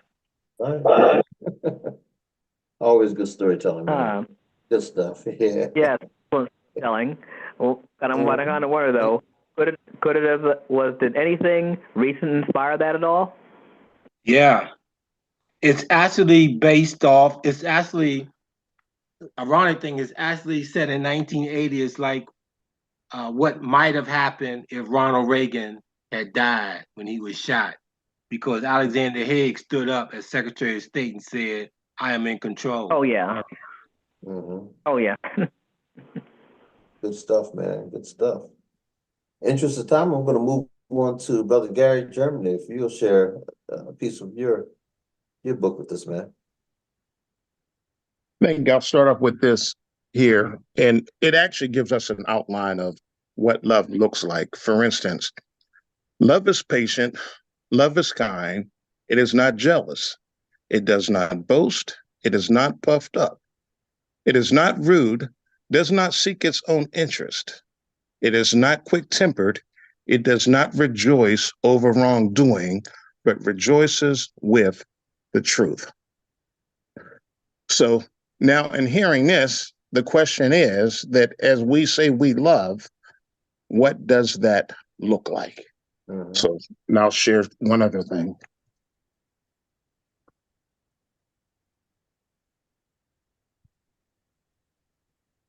Sometimes we get caught up in counting the infractions.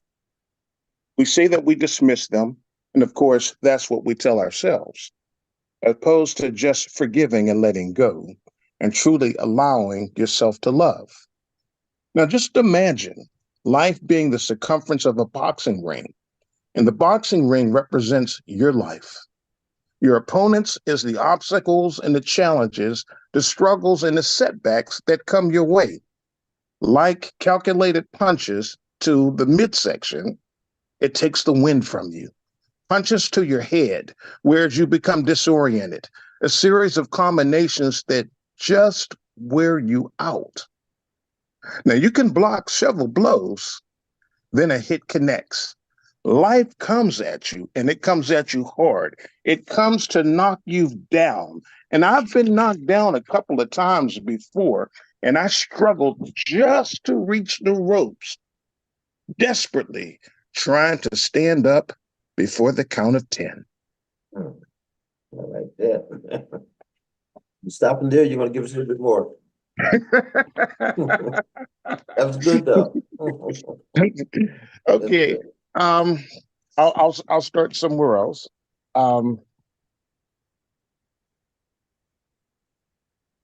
I will say here. This is when I said that. Well, I'll just read it verbatim. Yeah.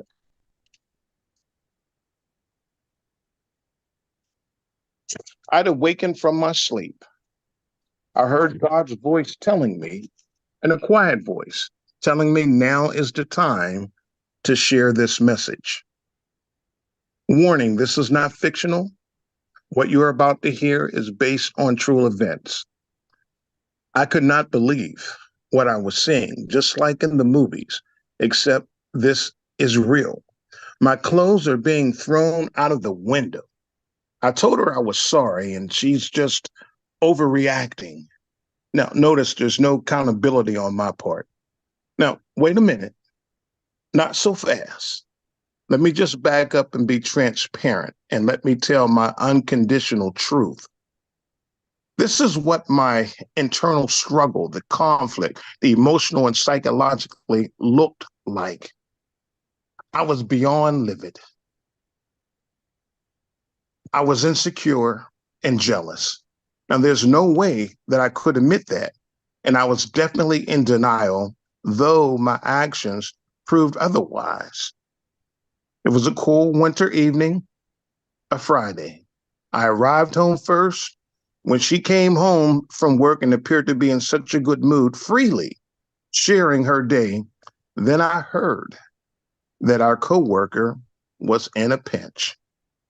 And she thought that it was all right to give him some of our hard-earned money without even asking me why. Now, of course, she did work for the money, but don't worry, we'll get back to this, me addressing this revelation of control. My eyes, in my eyes, he was all that I was not. You know the type, cool with effortless swag, some sense of street life. And when I heard those words, I just got quiet. And all of a sudden, behind my silence was a building flurry. Flurry is what I meant to say. Now, the shock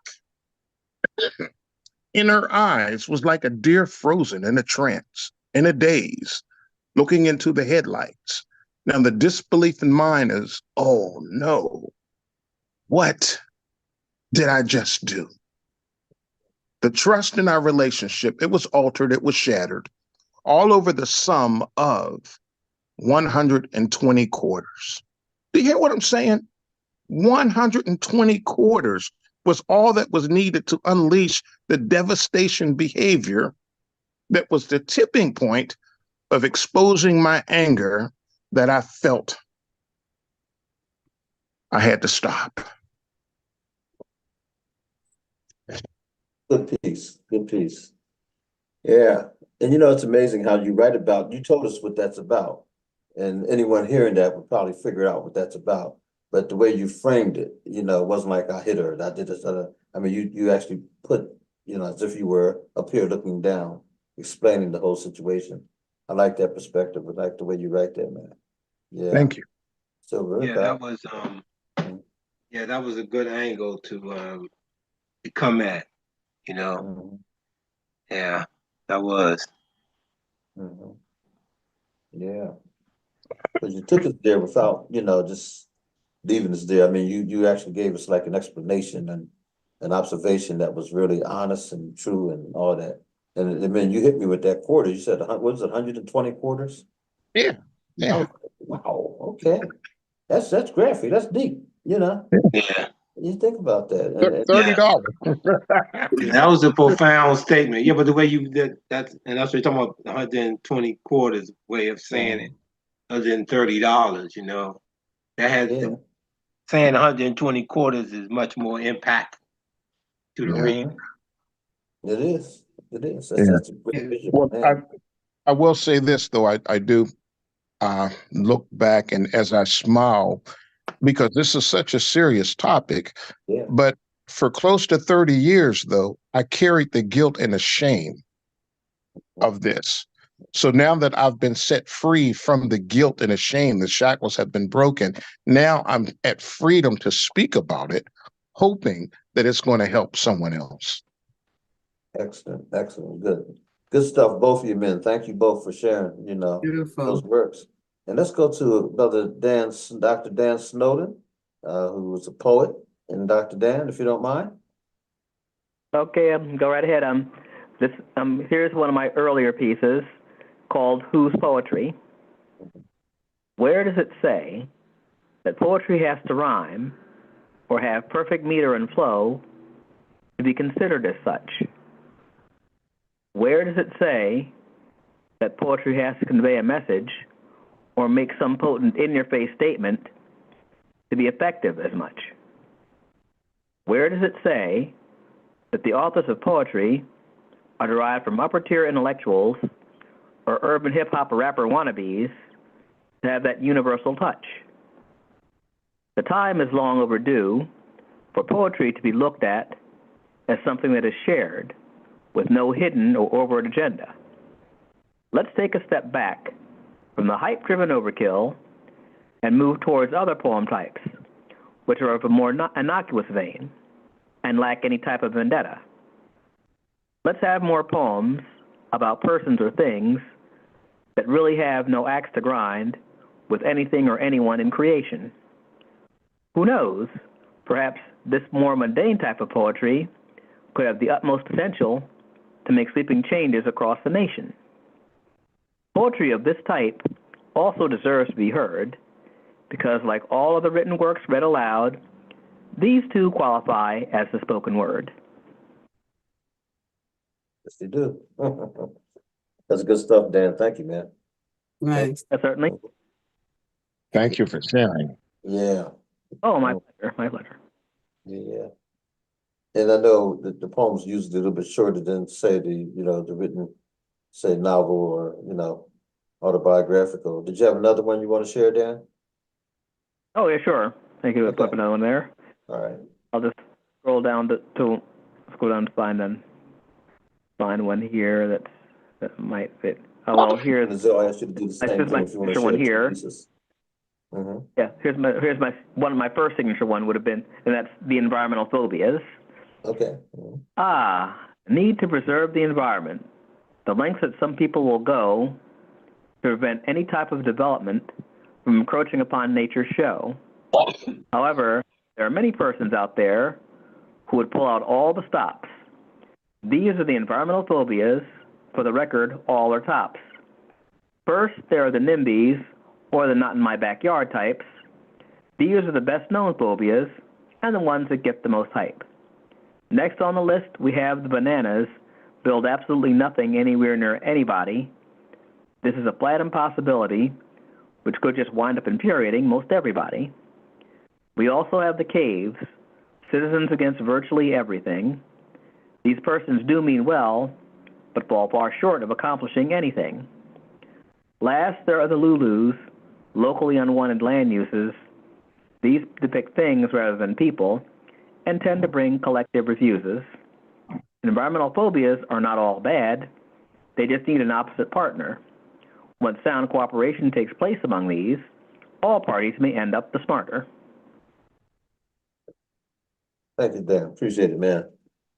I always like to rhyme my pleasure. All right. Good stuff. Good And stuff. as you noted, what I used in that poem are all those things I mentioned. There were acronyms. Yeah, NIMBY, banana, cave, Lulu. I mean, all those things are just and then I spell them out later in the next line as to what they stood for. Okay. Good stuff. I actually caught that when you said cave. I put it together. I said, wow. All right. Good. Well, Azil, did you like to, can you share two pieces with us? Yes. Okay. Actually, I wrote them not too long ago. Oh, okay. Good. All right. This one is called She Stands. This is a true thing. The lady is homeless, and normally where I wait for the shuttle to carry me to work, she's homeless, and she comes in and she just stands there. Just stands there with her luggage and just there standing. So I said I'll make something out of it. All right, so it's called She Stands. She stands attention, looking on. She stands as if waiting for God or his angels. She stands, she sees life, she sees her whole life in front of her. She stands because she's not ashamed. Her homelessness, not her shame, but it's her signature name. She stands as if waiting to be lifted into heaven. She stands to be noticed, to be seen. She's making a statement that she's still human. She's a woman, a mother, maybe a grandmother. She feels she's hurting. She still stands. She stands as her possession stands with her. Her luggage is her friend. It holds her passion, her dreams, her goals. It stands with her, by her side. All her emotions is locked away inside. She still stands. Her feet may be tired, may be worn. She treads the pavement, looking for shelter, looking for food, looking for help. She stands in the rain. She stands in the cold. She stands, but she needs help. She may be hungry. She stands. She's sleeping on herself. She bends low. Then she raises up. She still stands, as if not to stumble, as if not to fall. Don't you see her? She's hurting. Society failed her. She prays one day she'll be healed, be delivered, be set free. She stands, not asking for nothing, not begging. Her pride is within her, but she stands as everyone looks on. That's it. Powerful. Thank you. Yeah. Yeah. Mhm. Is I got a question. Is that piece finished, Lizelle? They have more to it. But the lady just stands there. It's really a true picture. She came in, and when you hear her speak, this woman speaks so perfect, like she was either a teacher, a professor. She had to have a good job. Mhm. She speaks so fluent, so perfect English, perfect, and very mannerly. So it's like something happened for her to be homeless. Mm. And at one point in time, I mean, it wasn't something to laugh at, but at one point in time, she went way down, bent down, and just was like this. And, last say, oh my God, I hope she don't topple over and fall. And then she got back up and stand up there straight, and she held her suitcase. And, she was inside the waiting room where everybody wait for their train and stuff. So she was just standing there, So I said, you know what, I'll write a poem about it. I'm intrigued, Neil, why did you ask that question? What's that? So, I was asking Neil, he asked that question. It sounds like it had more to it. yeah, because I saw some more to that story. Yeah, I'll add some more. Yeah, I'm with you, Neil. It's amazing that you asked that because I was thinking the same thing. I thought, wow, yeah, you stopped, but it's sort of like, wait a minute. It's a good piece. That was a good piece. It was powerful. Yeah, it was very powerful. Yeah. All right. Well, I kept saying as you. Go ahead. I was just saying as it was reading, I'm saying, wow, this woman has courage to give up and to keep going. Yeah, exactly. Because it seemed like she has been homeless for a long while. Yeah. Oh, yeah. Yeah. I She love has that. been homeless for a long while. I seen her a few times. Here in Harrisburg, we had a lady who did exactly the same thing. She was a school teacher, literally, and she had a beautiful speaking voice. And she was extremely unattractive. We don't know what had happened to her. It looked like she may have been in an accident or something like that. But anyhow, her brother worked at the post office, and I was a college student, my brother, and we were working in the post office. We had uncles that worked in the post office. That's how we got in there. And I'll never forget, we were shocked to know that that was his sister. He was, Wow. very stately guy and everything. And she would stay in the post office downtown Harrisburg when it was on Market Street. And it got to the point where people were afraid to go in, especially at night, because that one part was always open. And they decided to ban her. And but she used that as her heat and everything else. And so her brother literally took her in these 2 or 3 times and said, you can stay with us. And she would eventually just go right back out to the streets. She eventually got hit by a bus and died. But one of the stories I tell is that at the Harrisburg Hospital, one day I go in, I'm working as a chaplain, and there she sits. And so the people were picking at her. She didn't have any socks on. She just had sneakers, but her feet were so crusty, they looked white almost. And the kids that were in the young kids were called themselves picking at her. And she stood up and said, I'm not sure why you find it necessary. Picked me up and said anything to you but her voice, it was like she had a radio voice, and it shocked everybody. And she just kind of made everybody look around like, wait a minute, this is an educated woman here. And her husband had died, and she literally had a nervous breakdown and never recovered from her husband dying. So when we found out her story, it was an incredible story. I mean, her brother always knew, he just didn't tell her story. But as we were all sitting around just kind of talking one day, he said, well, you know what happened. No, we don't know what, And she said that her husband, who was I think he was a doctor or something, but he died, and they just set her over, and she never, just never recovered. So yeah, telling the story I wrote a piece called Mother Hoboken about a homeless woman, and I never really, crafted it as much as I probably would. But when Neil asked that question, is it finished? Mother Hoboken came to my mind. I said, no, it's not finished. I need to tell that story better and more fuller in terms of where, she is. So thank you for sharing that piece, Yeah. Now to ask you about 2 pieces. Yeah, we still have time. You want to do one more piece? Sure. Well, this one is the Trini twang. Explain that for us. Huh? You said it's what again? The Trini twang. Okay. Trini. It's called Humble Beginnings. So, taking a branch and wrapping it with toilet paper, making sure it wrapped tight, pretending it's a Christmas tree. But it must be put in a pan with stones in order to stand up straight. Humble beginnings is getting the bulbs and lights. Don't forget the angel here.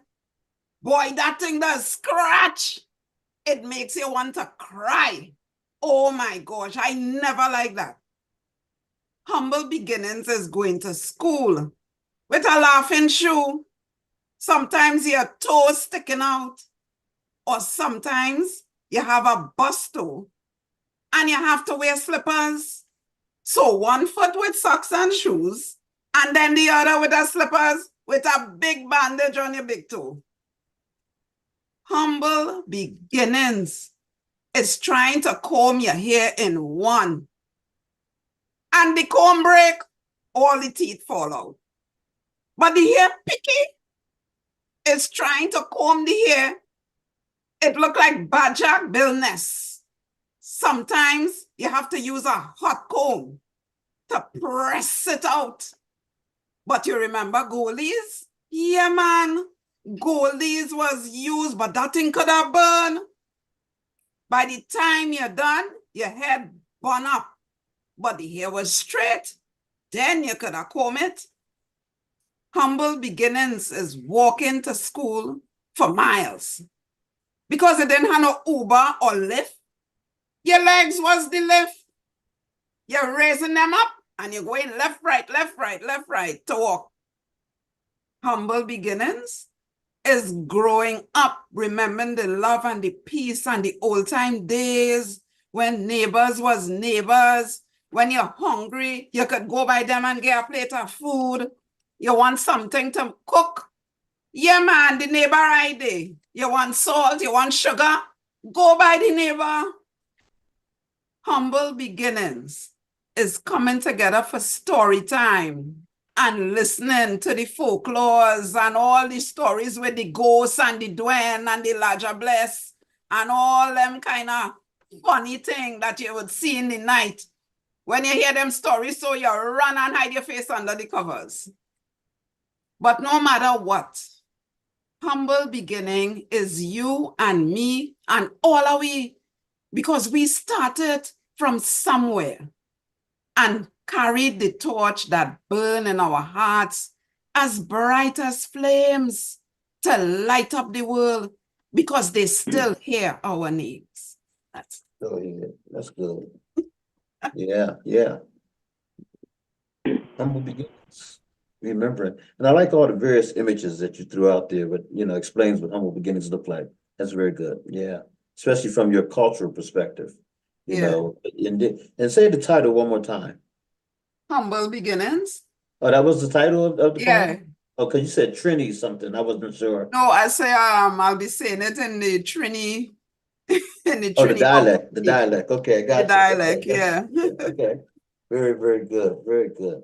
But let me just say this real quickly before, and then we guys can wrap up. And that is that don't forget there's some things coming up. January the 15th, Brother Chris brought the flyer up. It is a free program. It's a breakfast. We'll start. It's all about health and community, healthy families, healthy community. So we do have the cheerleaders of Harrisburg High coming in.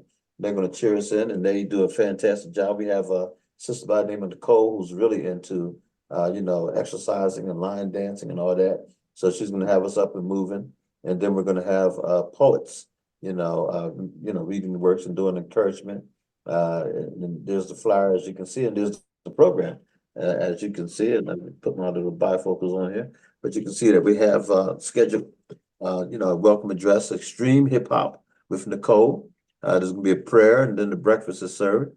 Harrisburg High Cougar cheerleaders and poetry presentations, family games, and paint and sip, and those are always well done by Nicole Wilkerson. And then song and poetry presentation, and then our closing remarks. So the time for the entire program is 9 a.m. to 1, 9 to 1. And we look forward to having you come out. It's free. And the food is being presented by Denise Liquors. If anyone knows Denise, she can cook. And so she's going to do a great job for us as always. And there's a lot of other programs going on. I don't want to, not mention the fact that the NAACP usually has their annual awards breakfast at the same time. And there's another organization, something else going on. Let me see, Brother Chris is bringing up something for us. Uh-oh, there's this other person by the name of Nazil Powder who's going to be on The Voice called the Powder Room. That's fantastic. That's a great picture too. Nice poster there. And that's Saturday. Wait a minute, that's tomorrow, 11:30 a.m. Debut. Is that your debut? You're muted right now, Nazil. Yeah, yes, Okay. it is. Sorry. That'll be your first time on, huh? Okay. Yeah. Well, we'll listen. I'm gonna be listening in. We're gonna cheer you on, and this is great. I'm so I glad. don't know, boss. I know what I'll do yet. That's okay. Just do what you do. Read some stuff like you just did. Yeah. Talk about things. And if you want to interview some people, think about that. We'll try to get you some guests, but I'm sure you have a lot of guests up in New York you could be interviewing.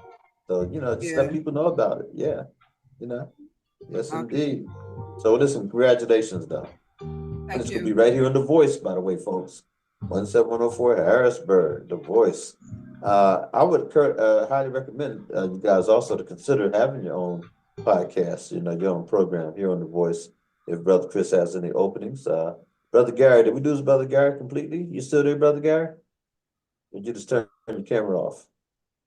Okay, Brother Gary may have had to go. Brother Dan, you still there? I'm sorry, yes. All right, real good. Thanks again for coming on tonight.